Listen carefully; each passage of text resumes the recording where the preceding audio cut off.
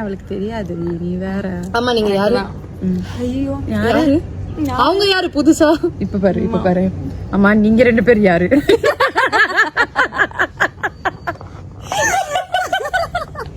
அவளுக்கு மறதி ஓகே.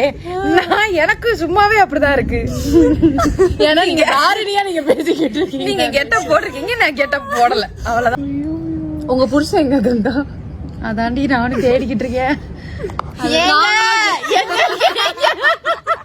மாமா அக்கா உங்களை தேடுறா. எங்க இருக்கீங்க? ஏங்க இல்ல சாரி மாமா உங்களுக்கு பொண்ணு பாப்பா பிறந்திருக்கு. ஷர்வன் டாடி ஷர்வன், நீங்க வாட்டுக்கு 3 பெத்து போயிட்டே. 4 சாரி நாலாவது எங்க போச்சு? 1 இரு நான் சொல்றேன். 1 கோமா சரியா, 1 கலெக்டர் அவரேன் வேஸ்டா உட்கார்ந்துருக்கு, இன்னொன்னு தொலைஞ்சு போச்சு. இது நான் எல்லாத்தையும் தொலைச்சிட்டேன். இந்த வீடியோவை மகாநதி சீரியல்ல கங்காவா நடிச்சுக்கிட்டு வர ஆக்ட்ரஸ் தாரணி தான் ஷேர் பண்ணிருக்காங்க.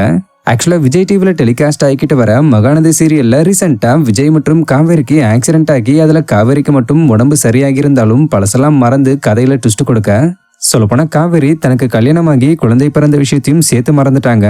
இதுல கொடுமையான ஒரு விஷயம் என்னன்னா, இதுக்கப்புறம் பழச காவேரிக்கு கம்பல் பண்ணி ஞாபகப்படுத்தினா அது அவங்களுடைய உயிருக்கே ஆபத்துன்னு சொல்லிட்டாங்க.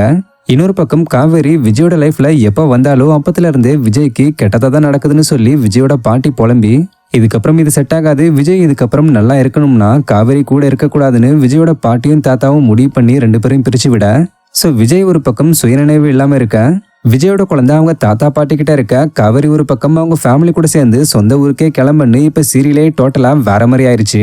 இப்படி இருக்கிற நாளையில மகாநதி சீரியலோட ரீசெண்ட் எபிசோடோட ஷூட்டிங் ஸ்பாட்ல வச்சு காவேரி, கங்கா மற்றும் யமுனாலாம் இப்ப சீரியல் போற போக்க பத்தி கிண்டல் பண்ணி பேசி சிரிச்சிருக்காங்க. சோ இந்த வீடியோ இப்ப மகாநதி சீரியல் ஃபேன்ஸ் மத்தியில வைரல் ஆகிட்டு வருது. மாமா அக்கா உங்களை தேடுறா. எங்க இருக்கீங்க?